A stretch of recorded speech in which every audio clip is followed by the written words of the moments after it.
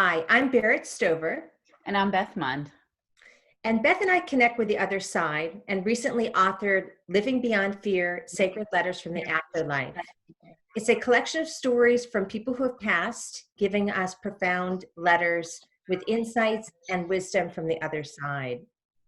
And we're excited this morning on Conscious Conversations to talk with Dr. David Serio. David is a doctor of chiropractic who leads a team of 50 people from 18 different countries. He's authored a best-selling book on Amazon. David also teaches around the world on chiropractic and mentors hundreds of people wanting to live a better life, as he also is a certified NLP practitioner.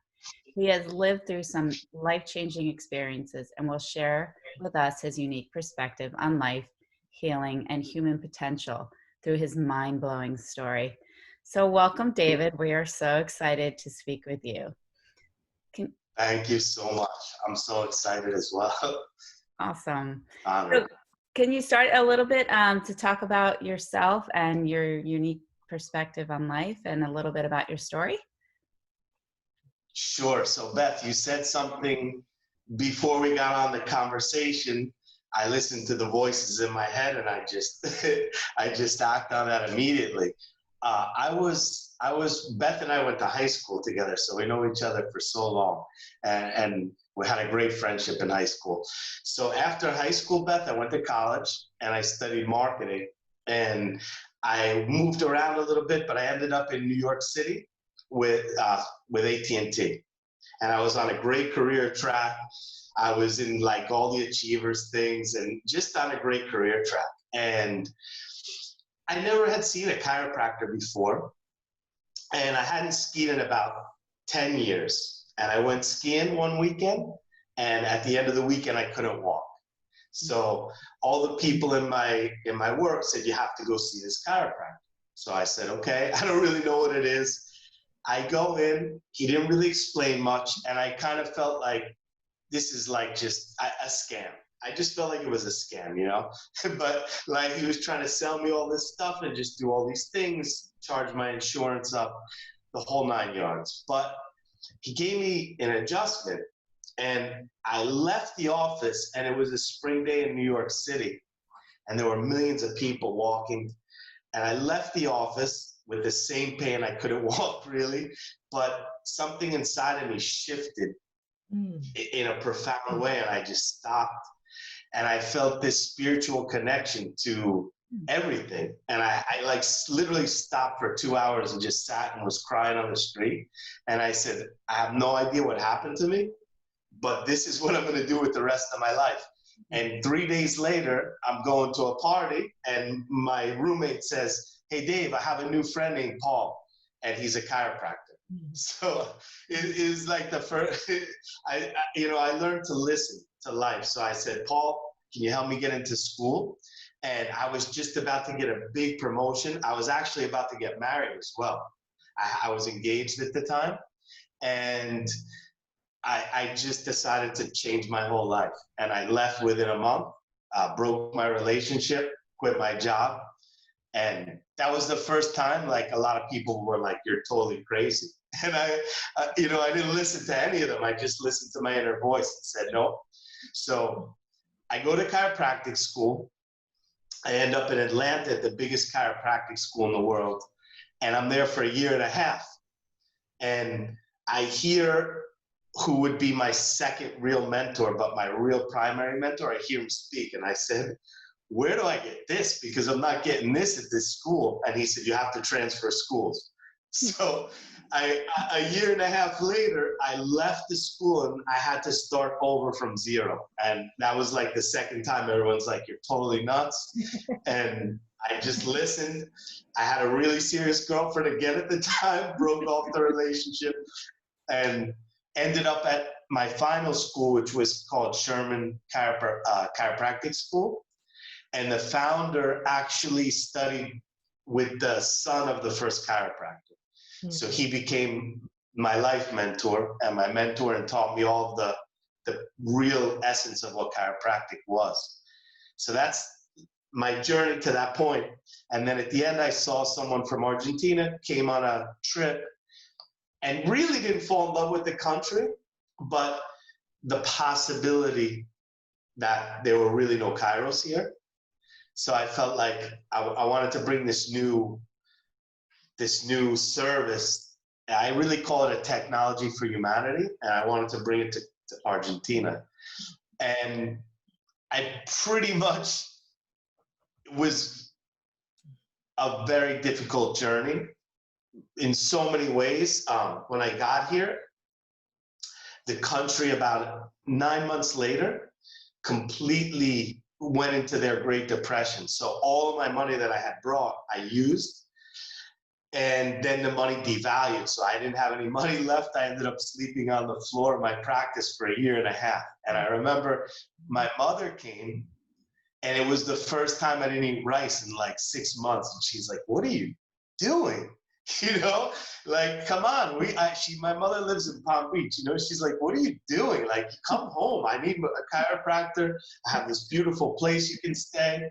And I just realized, you know, I had a pretty, you know, we grew up in a comfortable life, and I was like, I need to stay with this. And then about 1 year after that time, I met my wife and decided that, okay, I'm going to stay here and make my life. And it's been challenging. So I'll cut this story a little bit shorter. So this takes me to about year 8 of my practice, and I build. Go ahead. Sorry. Do you want to ask a question? I just wanted, before I want to hear the rest of your story, but I just wanted to interject because I'm so struck with a number of times where, well, first of all, that you had this amazing spiritual awakening from one time that you went to that chiropractor. That is amazing. So I just have to say that. And I'm struck with the number of times that you heard that intuitive voice and you knew to follow it. That takes a lot of courage. Did you have any doubts? Did you know that you just knew in your heart? Like, how did that work for you? Beth, so it's really interesting, Beth, because, you know, I used to think, Beth, maybe it was impulsive, like listening to this voice, right? And when I get to chiropractic school, and chiropractic, I don't know what you both know about it, but it's so much deeper than it's typically presented, for example, in the States. And this is another reason I left, because I just wanted a clean slate to be able to not have people come and have this idea what it was. So I remember I opened the first chiropractic book, and the founder's son is talking about how he listens to his innate. And really, I think that's like intuition, or it's a spiritual connection. And I remember the first time I opened the book, he's talking about this story about how one of his friends was calling him through the spiritual world to come and help him. And at the time, there wasn't cell phones, there wasn't, you know, a telegram took a few weeks, and he gets on a train or in a horse, whatever it was, and he goes. And he travels like 10 hours to help his friend. And his friend's like, "I've been calling you, you know, through the spiritual world." And I was like, okay, I found my calling here, you know. And you're right, Beth, it does take courage, especially when people think you're crazy. And a lot of people said, you know, "What are you doing leaving the United States?" And honestly, Argentina, since I've been here, has been the most devalued currency in the world. It's a very difficult place to live, although we live really nice here. But in general, it's not an easy place to live. You know, there's some unsafety and different things that at least before weren't really experienced in the States to that level. And so I look at it like this at this point. You know, when you remove interference to the educated mind, I think our educated minds interfere with our ability to connect.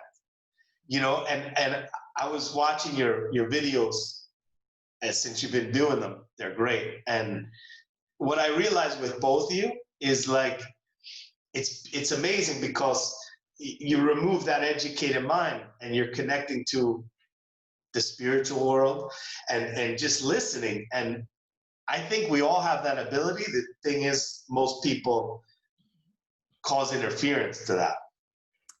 That's an excellent point. And Berit and I talk a lot about that, how we're by nature innate, loving, unconditionally loving, knowing beings, but we have all this stuff, all these layers that are on top of us that, you know, interference is a great word for it, because what Berit and I do is we help people to lift off those layers. You know, we're not, you know, it's up to the individual, you know, to know that they feel that they are that unconditional loving, and that they have that innate and that intuition built in. We call it an internal GPS, which I love that, you know, because we're always trying to, you know, maneuver around, but it's like an internal GPS. You just have to look inside to see where you're going, which you have done automatically, which is, or you know, through your own guidance, which is amazing. But it's about, yeah, it's about lifting off all the stuff, that all the conditioning, all those layers that have piled on top of us. And so I think that it's beautiful that you're talking about that, because we feel very strongly that you know, that is the way in to our intuition and to ourself. I could see that in your videos. And Berit, so check this out. My mentor, one of my mentors, I had about 5 main mentors in chiropractic. One of my mentors that passed on now, he had, for me, the greatest phrase I ever heard in chiropractic: nature needs no help, just no interference. And so what we look at is that our innate wisdom is, like you said, our GPS. And when there's no interference to that, spiritually, mentally, emotionally, physically, life flows. And I think that in societies, we've become so outside in, like, oh, you have a fever, take this. You know, you have a headache, take this. Oh, you're going through a tough emotional pain, take this. You know, or you need an outside in fix. And so we lost, I really feel like we're being brainwashed to not look at ourselves from the inside out, you know, and that's a whole different conversation, but it cuts off our ability to listen to, whether it's the spiritual world, our emotional world, our connection within. Absolutely. And I want to talk about your experiences of chiropractic, but I want to first hear, because I know you've had some additional challenges in addition to the ones we spoke about already. Do you want to talk briefly about that? Sure. So after about 8 years, I had built the largest practice in South America, and it was all word of mouth. And I became at one point a raw foodist, and I would go to a place in Arizona, a very well-known place, to kind of take care of people during their, like, once in a while. And I became like really into raw food. So this was in 2013. I did an herbal cleanse that I had got in the States. And I kind of had a lot of stress at the time. And I was pushing my body too much, and the herbs had a very bad reaction to my body. And they were all natural herbs. And I think also there was probably some toxins in them, because they came from all over the world. And basically, one night I was in my practice, I was seeing a lot of people, and all of a sudden my adrenaline just shot up, like into a state where I probably should have went to the hospital, but I just was like scared to go to the hospital at the time. And I just kind of went into almost shock. And it took me a few hours to come down, but it had caused, which I didn't know at the time, a type of brain damage. So I had some really, really bad symptoms, like right away. And then I took off for a month and thought with rest, I'll be fine. But I wasn't. I practiced for about a year more, and I pretty much pushed my body to the point of like almost death. And at that point, I said, I have to stop. I went to the United States. I went to the best medical doctors in the world. No one could diagnose me. So, and I know myself enough to say, you know, this is real. This is like something real. So long story short, there's a famous writer called Ken Wilber. He's a philosopher. And one of my friends, sorry, I'm just going to shut this. One of my friends knows Ken Wilber, and he says, so Ken has the same type of symptoms as you, and he's been bedridden for like 14 years. So he gets me a contact of a medical doctor in Canada. Now, this is at the point, and I never thought I would get to this point. I was suicidal. I was vomiting blood like 6 hours a day. I couldn't even really lift my arms. I was pretty much bedridden at the time. And if you spoke to me, it was like an alien was speaking to me. I didn't understand words. Really, like there would be moments. At this point, I hadn't slept for about a year. My sleep patterns were just completely off. But I realized if I take something, like, first of all, there was no diagnosis, so there was no treatment, but I realized if I take sleeping pills, for example, I actually tried them a couple days and it made me more suicidal and it gave me like migraines. So I said, okay, nothing. Long story short, I send the guy a message. And he's in Canada, and he says, look, I'm like 92, I'm retired. And I said, look, I have a family, and I'm going to kill myself. Like, that's how bad my symptoms were, 24 hours a day. And he says, okay, you need to go to this place in Chile and get a brain study, and this is the exact study, and I'll call the doctor. So I go, I get a brain study, and the medical doctor says, my wife was there at the time, and she says, you're going to be better in the rest of your life. You have what's called ME, and ME is not the same as what in the States they call chronic fatigue. Chronic fatigue is just really strong fatigue that could be with anything. ME is actually a brain damage. So basically what happens is when you move your body or you have any kind of energy output, the brain actually gets less oxygen, so it causes more damage as you speak, as you move. And so, long story short, she tells me you're going to be bedridden for the rest of your life. So I became more suicidal. But the doctor actually gave me a little hope. He said, look, I don't know why. We really, this is like the last disease on the planet that is investigated. And I don't know why, but for some reason, men tend to improve. I have my theories, but women tend to degenerate with this. And I have my theories of why that is, but we don't know. So you have a little bit of hope. And it's also weird because men typically, for some reason, is like 5% of who has this disease. It's typically, for some reason, in women. So I had a little bit of hope at this point. But at this point, after a year, I was talking to people on sites with the same disease. And my mind was just like, people were committing suicide that I was talking to. It's the highest rate of suicide in the world, this disease. It's the most disabling in the world. It's like living with AIDS in the last 2 weeks or cancer in the last 2 weeks. So it was honestly brutal. And I'll tell you this, the point that changed my life. I literally had made an appointment in Norway to commit legal suicide, which no one knew. And I made the appointment and I was going to go. It was about 6 months from the time. And no one knew. And my daughter came in and she just laid on top of me, was, hugging me. And I decided at that point, there's no way, that I could do this. So I just decided, okay, if this is my life, this is my life.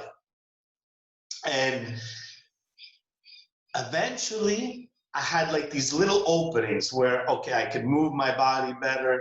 I was like starting to feel the fog lifting. And before this, I never had a symptom basically in my life really, except for the time I skied. I mean, I was pretty much symptom-free my whole life. I worked out 3 hours a day. I had this practice. I was living a dream life. And really my life was a dream. I was traveling around the world. I was helping tons of people, and this happens. So it was a very challenging spiritual journey.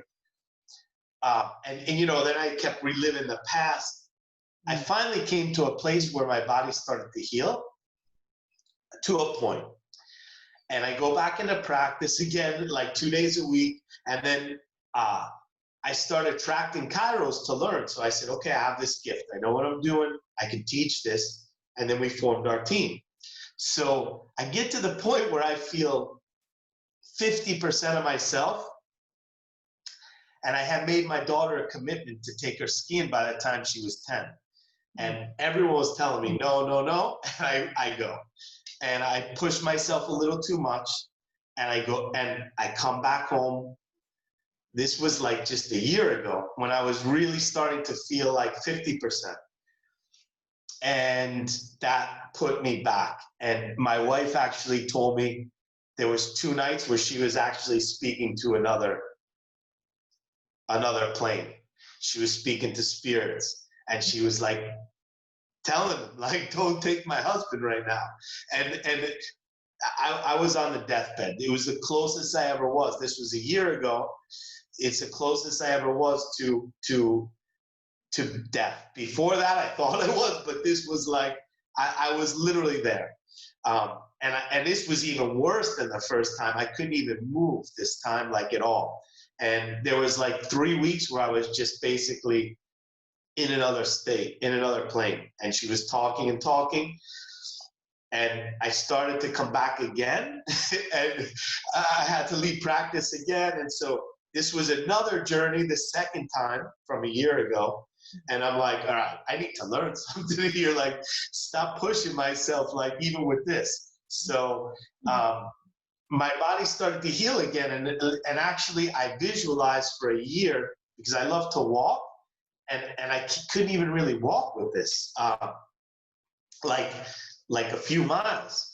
So I visualized for the last year again, walking again and everything. And I started to walk again, like a few miles, which they said was impossible, you know? And I work probably 10 hours a day on the phone. Like, no one, if you look at my brain study, no one understands how is this guy talking.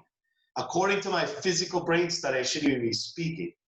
And for me, what it is I learned to tap into a spiritual energy that's beyond the physical energy. It's, you know, and I'm sure of this in my life. I have the brain studies to prove it. Like, anyone that looks at my brain study, a doctor will say, I don't know how you're talking, how you're walking. And even since this happened to me, I've been able to create and live a life that's actually in some ways healthier than before. Maybe I'm not physically as healthy as before, you know, but in general, spiritually, mentally, emotionally, this was my path to evolve. And I wouldn't take it back. If you said, okay, you could take this back, I wouldn't, you know. And I realized I probably wasn't smart enough to evolve to this point without this thing, you know, happening through me. But it's been a gift, and it's challenging every day. Yesterday I had a horrible day. I was in bed all day. I had to shut the lights, but it happens less now, and it's still a gift for me because it brought me to a whole different spiritual place. It kept my family. Actually, I was probably about to, I don't know, we were having some issues maybe where we would have separated, and I have a daughter here. So I don't know what that path would have looked like, but I'm just glad, you know, this really brought us together as a family. And also I would have never formed a team. There's so many things that happen that have been a gift from this. But also I learned I don't look at myself like I'm sick. I don't look at myself like I have a diagnosis. I just look at, I'm living a different experience of life.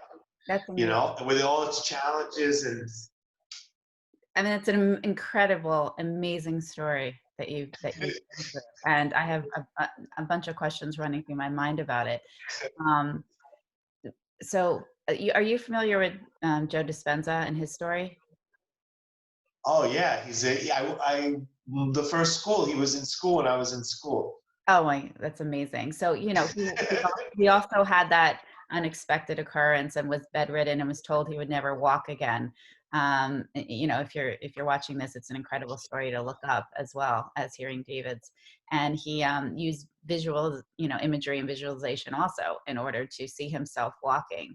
And I love the stories of, like, you know, the scans showing this, you shouldn't be doing this. You know, it just shows the power of our minds and the power of our belief and our faith in what we can do and what our bodies are able to do and to heal, against those, the doctors that say this will never happen.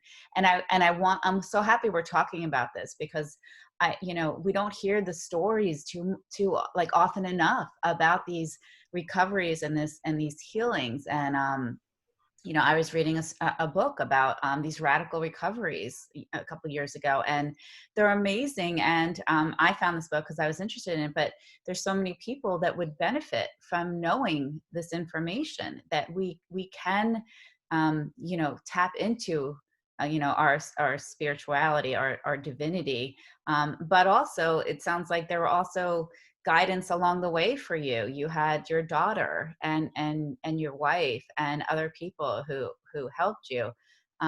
And so I'm curious to know your thoughts about the others that came to you, like when your daughter laid on top of you. That is an incredible moment.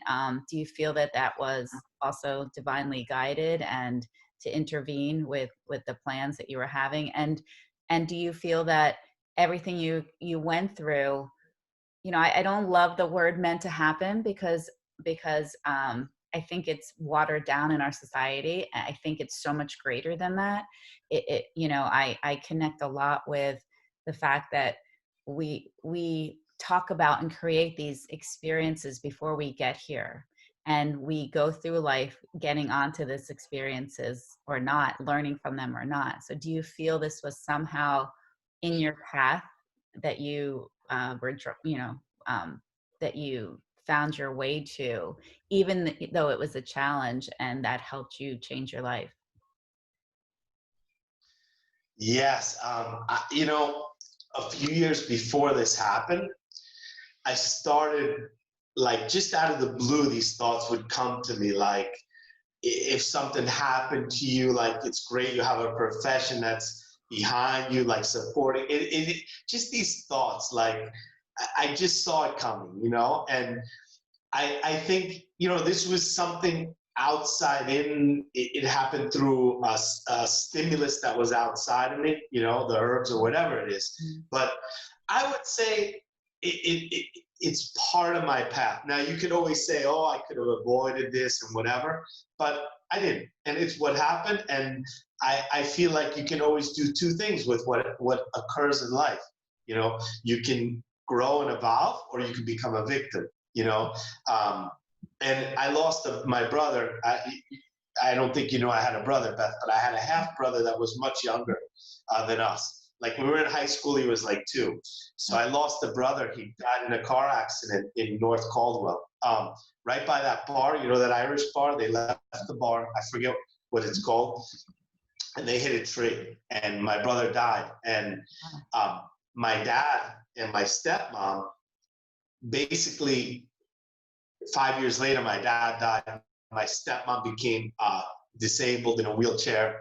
And I saw them take that experience. And at the same time, within a week, I lost a really good friend, and they were 2 brothers. And his family grew from the experience and became closer. And, I watched 2 families that were like my own and a good close family take the same experience and have totally different outcomes. And, I also understand this, that there is sometimes, when I was going through this, the one thing that was really difficult, first of all, so many doctors think they know what's going on, so typically we're misdiagnosed, and so many natural doctors too said, oh, it's this, you got to clean your mercury or this, and it was just like, I just want the truth. I don't know what's going on. And then a lot of, with good meaning, I had so many friends tell me, Dave, try this or try this or try this.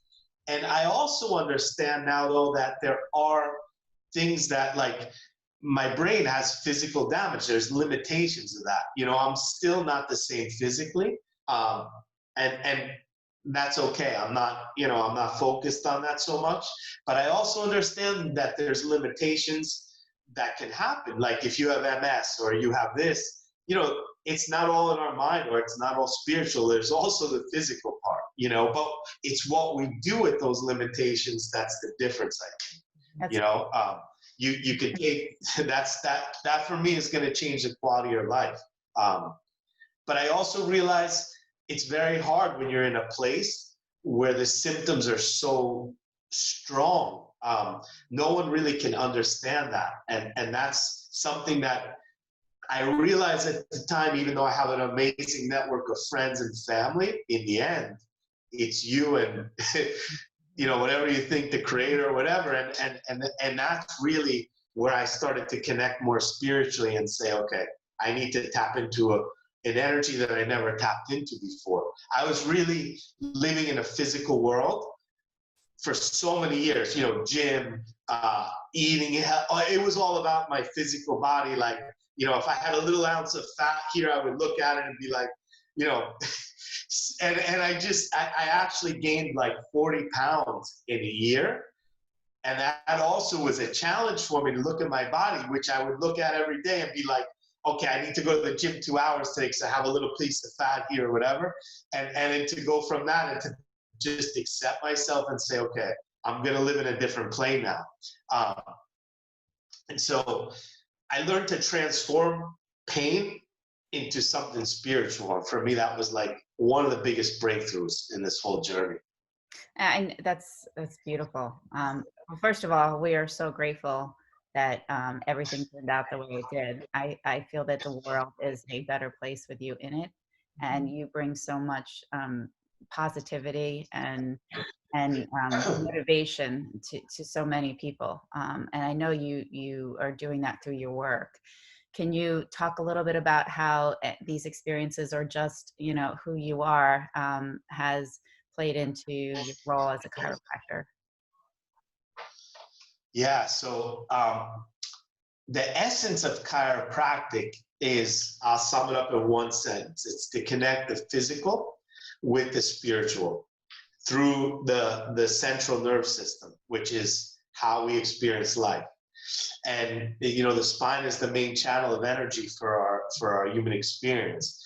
And so this gave me a little bit, I always had a deep perspective on that, but this gave me humility, kind of. You know, it's easy for your ego to get big when you have this big practice and people are telling you how great, you know, every day you hear, oh, you changed my life.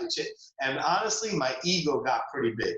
And, you know, I tried to work on that, but it was like this, I can tell you, this humbled my ego like nothing before. So the biggest shift for me was I don't think the David before this could have managed a team of so many people, so many different cultures, you know, and so that for me was my biggest like shift with my work. And I realized, like, when you're in that space of working with people, whether it's through, you know, what you do or what we do touching, and when you have the ego, it's going to interfere with the process, you know. So that's kind of what the biggest lesson I'm trying to teach my team here as they do work with people.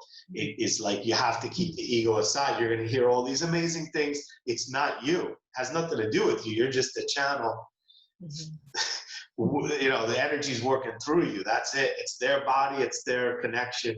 And you're just helping that, you're removing interference to that. So we have to, you know, realize that it's not about us. You know, it's about something greater than that. It reminds me of, you know, Berit and I started doing these sacred letters, and, you know, I would, and these letters are divinely guided, and they just started coming through one day for me, and I would sit down and go into a trance like state, and I would bring forward this incredible, profound information.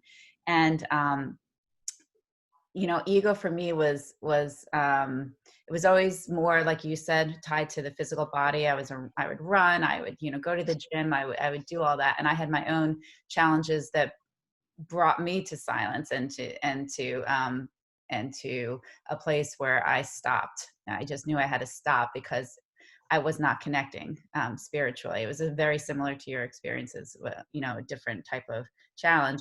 And so by the time I got to do these letters, I would they would come through and I would show them to Berit, and she would say, like, these are incredible, amazing. And I'm like, I didn't do them, like I'm a freelance writer and I've written many parenting articles, and it doesn't sound like this, like I could tell, like those I'm editing and I'm talking in a different language. And, I was like, this is not coming from me, that I am a vessel, and this information is coming through me, for other people who are having these challenges, similar to what you're working with people, that they're having these challenges, or they have questions or curiosity.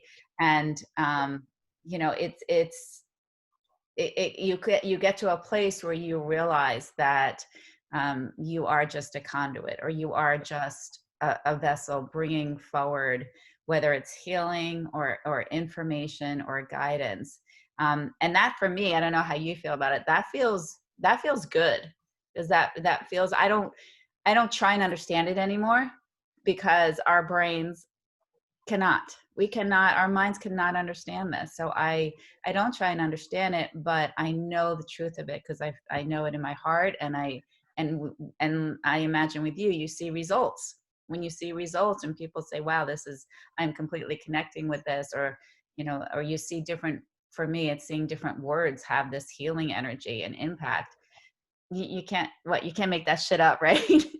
is really what comes to mind. So I imagine that that's similar to what you're teaching. Oh, in the end of the day, in today's world, in quantum physics, we know that everything's energy. And so even when I was in this place where I felt, and I still feel sometimes, like I could go, honestly, last night I'm laying in bed, I have these symptoms that are scary, like I can go on any minute. I don't know, but what I do know is this: energy it doesn't disappear, it's just transformed. So whether you're in this body or you're not, it's all energy, and so we don't disappear. Our spirit just transforms into another vibration. And, so when you start to realize that, it's like you said, Beth, there's so many things that can't be measured, and at a philosophical and scientific level, for example, I'm not against modern medicine at all, but we have to understand what it is. It's inductive thinking. It looks at a little piece. So it studies a little piece. It doesn't study, how is this thing going to affect your spirit? If I give you this, how's this going to affect your spirit? No, they're just looking at, okay, it affects your thyroid, for example. And it's a limited perspective. And so, there's things that we can't measure. And that goes back to what you said. I also came to a place where there's enough science to what I do where I started to get confidence. But at some point, when you work with the human body and you're removing interferences, there's something way beyond something that can be, measured. There are things that can't be measured, but most of it can't be. And I think that's a big problem in how we look at health, especially in the United States, which is, if you look at all the indices, they're so low for health in the States, especially in all countries. Like here, we have one of the earliest death rates in the world as well. 70 years old people are, and I think a big part is because there's so many things we can't measure, but we try to. Like you can't measure, like my dad, a week before he died, he goes and has all his studies and they say he's perfect health. And I'm like, how do they measure his spirit? His soul is like cracked in pieces and he's not healing it, and no one can measure that. And he dies a week later just of heart failure, when they told him he was perfect a week before. So it goes into so many layers, I think, what you just said, from our physical health to how we live every day, and even what's happening now. I mean, you see the fear that's being put on people and the fear people are living. And I think it's because they don't connect with something higher, a higher power, whether even if they go to church or whatever they do, it's just still not connecting to that energy to say, just trust a little more in life. And, and I think, I think there's a reason to that. I think there's a plan behind that to disconnect us, but that's a whole, different conversation. Yeah, absolutely. Absolutely. So in here you talk about the body a lot. I've spoken a lot, and I truly believe that our emotions and our traumas and our experiences are stored in our body. And I had an experience where I went to a chiropractor, and I was having, some back issues, and he was great. He would talk with me first to sort of get the energy moving. He was more spiritually inclined. But then one day I remember he was like, pressing on my hips or doing something in my hips, and I just burst out into tears. Like, we weren't talking about anything. We weren't connecting on that level. And I was like, I had no idea what came over me. It was literally just from pressing that, on that point in my body. And I very often meditate, and I draw my attention to my body. And when I do that, like if I have a pain, if my knee's hurting, or if I have an issue going on, or just curiosity, like my attention's drawn, I will actually receive like an image of a memory that is in that point in my body, and in an emotion. How does that play in when you're with patients, and what do you think about the fact that our emotions are stored in there, and when you do your work, do you help release that for people? Great insight and great question. So I want to give you an example, because I think this even goes deeper, Beth. So when my daughter was born at home, in a home birth, no intervention. We had a doctor there, but no intervention, no chemicals, no. So she's born at home. And so what my educated mind would say before was, when it's a natural birth, the spine's going to be fine when she's born. Like, no, we call them subluxations, when the bones are just slightly misaligned, interfering with the nerve system. So her whole first year, I had to adjust her atlas a lot. So it started me thinking, this comes from her past life. This doesn't come from this life, because she was basically not like a total natural kid. There was no really interference there. And so back to your question, I think that the body stores not only this life, past life, the human nerve system. I think of it like this. The human nerve system is like a recording machine. And whether you're conscious of it or not, every single experience you have, every single thing that's happening to you in every second is stored in there. The thing is, whether it's released or not is a different story. And so when the energy is stored, if it's stuck or it's not flowing, that can cause all types of things. Emotional blockages, spiritual blockages, physical blockages.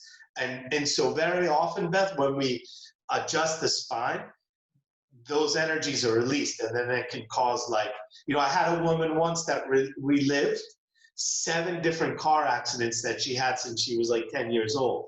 She relived every single physical part of those, and then the body was like in a whole different state after that.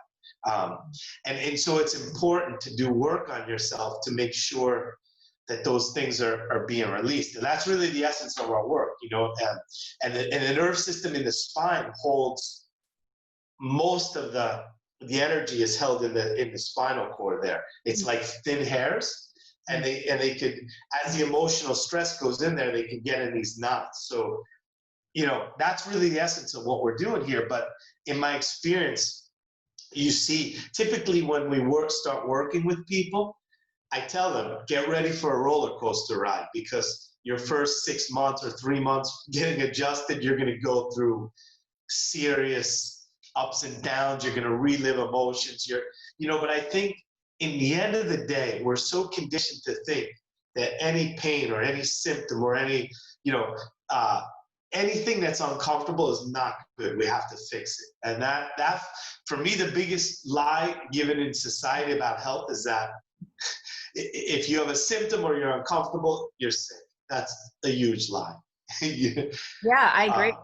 It feels more like a calling, right? For you to pay attention. I used to get I used to get massive headaches, and I would just get laid out for 1 to 2 days. I have to go in the dark room, and I started to figure out, when I started to pay attention, the purpose behind them and what they were doing for me. And and how they opened me up to healing myself. And now, if I get a headache and I put my attention on there, if I start to feel it, it's gone in minutes. Where, and it took me some time to get there. I first had to, open up my mind and believe that these were helping me. They were trying to get my attention, like wake up, like something. And I started to have to notice what was going on with me, like my emotions, my life, when they would come on, what was contributing. And then I had to focus my attention on them, and to start to bring energy to that area.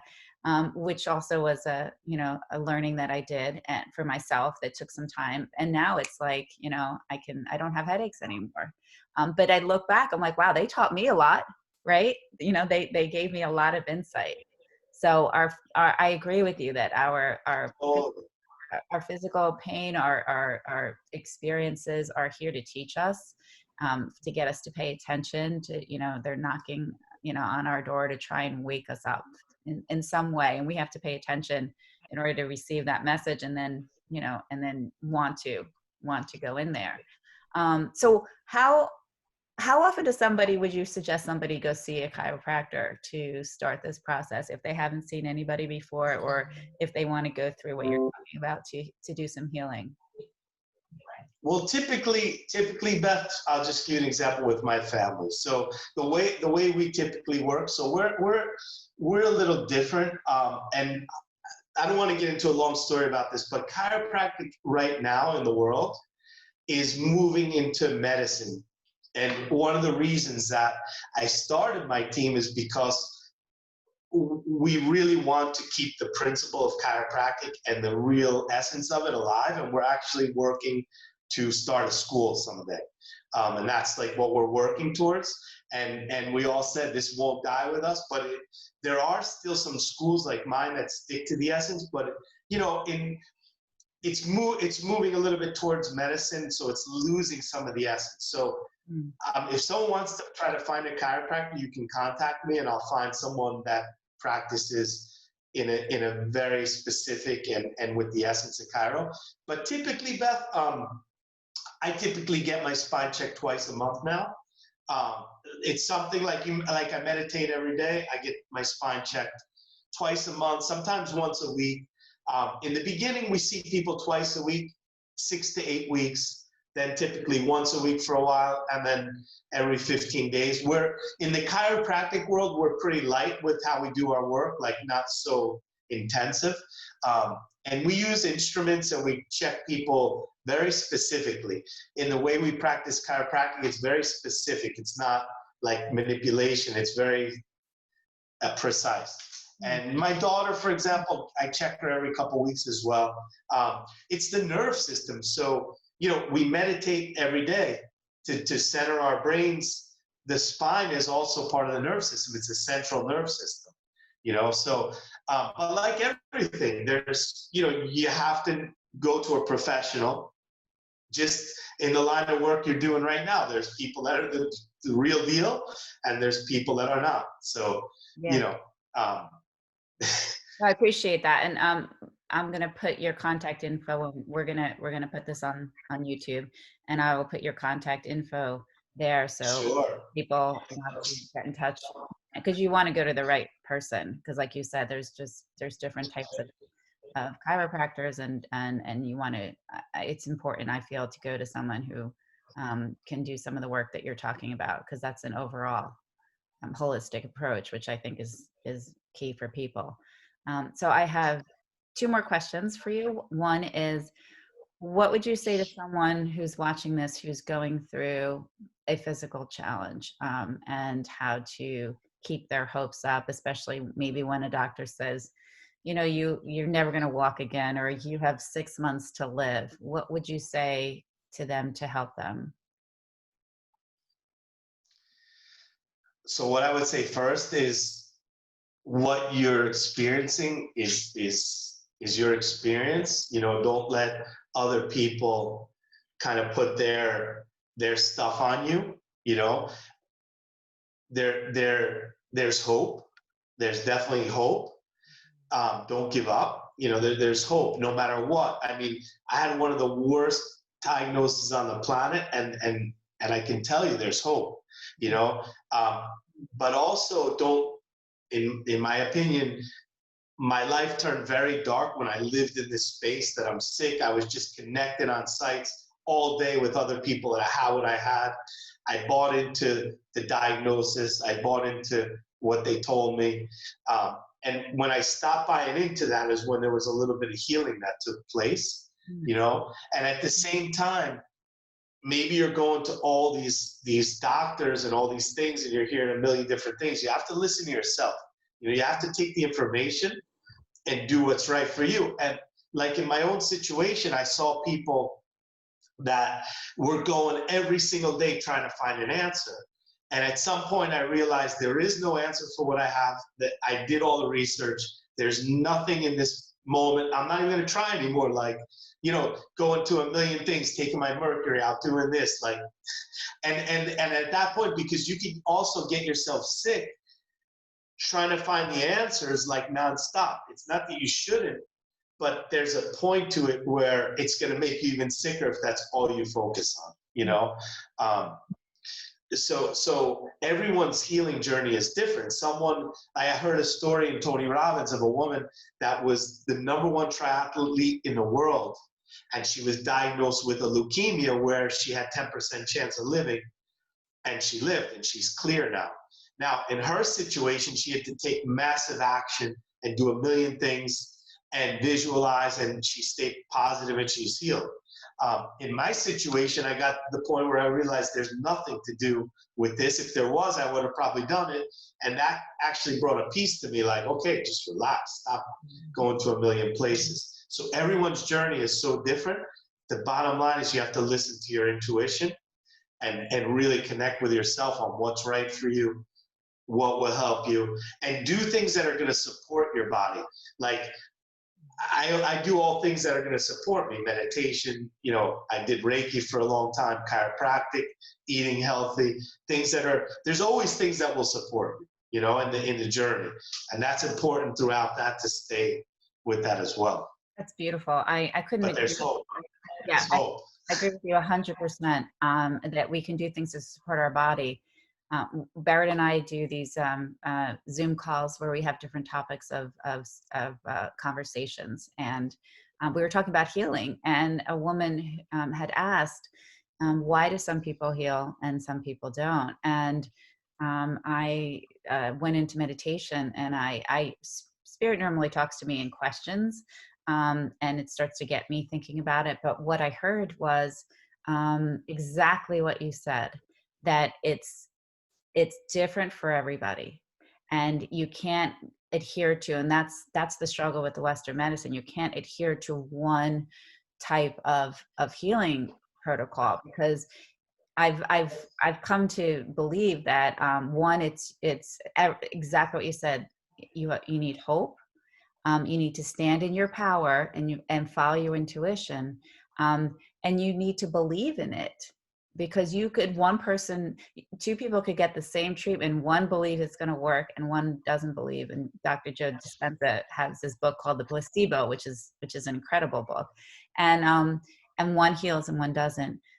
So one is to believe in that healing, but also to find out what it is that you need to do. Because like we talked about, having a challenge or an imbalance or disease is here to teach you. It's a gift. It's here for you to learn and to teach you some. So for one person, it may be saying no to the doctor. For another person, it might be you need to improve your nutrition, because that's not going to help you what you're doing. Another person needs to connect with their divinity, or maybe it's all three. So it no matter what, you have the journey back where we started this whole conversation about following your intuition and your internal GPS, and that really is a great place to start. And then I love what you said. We just we have to have hope, and we have to ask ourselves the questions. What am I? Spirit always asks me a question like, how is this helping me?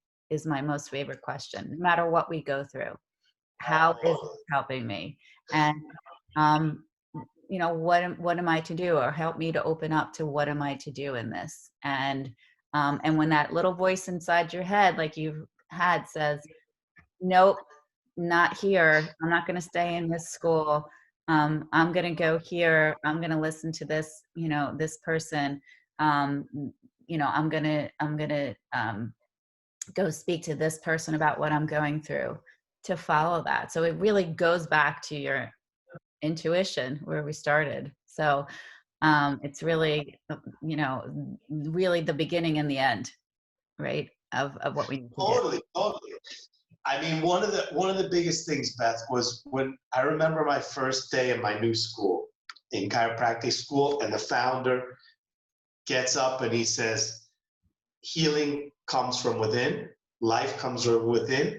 And when I heard that, I started to make it my like goal to live from within and take full that goes so deep, but full responsibility of my life, you know. And there was a point when this happened to me, like I blamed it on so many things, like how could this guy recommend these, you know, these healing herbs, and how could this, and in the end of the day, it took me a little bit to get back to myself and say, hold on, this is my responsibility.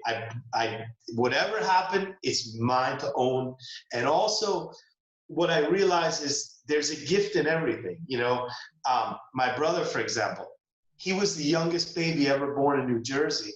I think it was actually, I have to ask my stepmother, but I think he was born at 4 months or 5 months. They said he had like a 0.1% chance to live. He was in an incubator for the first year of his life. So when he died at 22, you know, you can look at it, or you could say, what were the beauty? There's always the gift in it. You know, the gift was we had him for 22 years. He was supposed to be not even alive, you know? So, you know, this is another thing I think, is that there's always another side. There's always a gift, you know? There's always two sides of there. If you look at energy, it flows in a wave.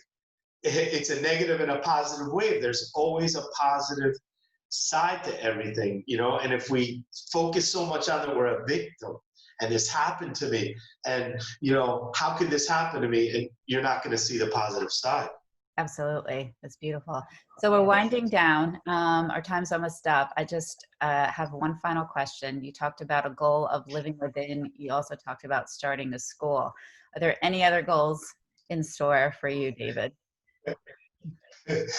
Yeah, I'm actually writing a few books right now, and right now I'm writing one more for the public. My first book was more for Kairos, and so I'm working on some books, and my goal is to really, I didn't have this as a goal before, but to be happy. So whatever I do now, like I say no a lot. You know, before I didn't say no to anything. I would be asked to go speak or do whatever, and I would never say no. So my goal now is to really, you know, I didn't put things like my family first before, and now everything is run through my family, peace, being happy. You know, so those are my main goals. If it doesn't make me happy, I'm not going to do it. If it's going to hurt my family or take time away from what's really important, then I don't do it anymore. You know, so I mean, those are part of it. And opening a school and really spreading our brand of chiropractic around the world, that's really my main focus with my work. That's beautiful. Oh, it's amazing. I can't, those are incredible goals. And you know, everything you've been through has been an incredible experience, and I can't thank you enough for sharing it. It was really, you know, awakening for me to talk with you, and to, you know, think about what in my life has caused me challenges, and where have I learned from it and grown from it. And so I really appreciate you being here, and we'll put your contact information below. And we want to thank you, and we really appreciate it. No, thank you. Thank you. I'm going to have you on my show soon. I started something like this also, so you're going to be asked to be on there. And it's so beautiful what you're both doing, because it takes a lot of courage. Remember when we connected, Beth, at the beginning, and I said, oh, I have this friend, and it takes a lot of courage, because what you're doing is not like, you know, mainstream or you know, and it's like I see so much confidence in both of you. Like you're so sure about, like, and you, I could tell that it doesn't matter what anyone would say or think, and it's like this is your path, and it's beautiful to see. I've been watching your videos, and it's like it's amazing. You're gonna help so many people, you know, and I just want to give you both one piece of advice. Just be patient. The growth of how you're going to help people, all of a sudden one day it's going to be like this and just reach massive amounts of people, you know? So keep doing your thing. Thank you. Appreciate it. Sometimes that interference comes in, you know, and we want to help everybody, and we want to reach out to everybody. And I would appreciate that advice. It's very helpful. And thank you for sharing it. Your story is so inspiring, and it just reminds us again that I just keep hearing the body is the pathway to the soul. So there's so much that you shared that is just teaching us, you know, to be aware and to take notice and to cherish and nurture and love. And it's that inside out, which is just remarkable. So thank you so much for sharing your story. No, thank you. Thank you. All right. Awesome. All right. Thank you. And thanks for tuning in and watching here. And we appreciate it, and have a wonderful day.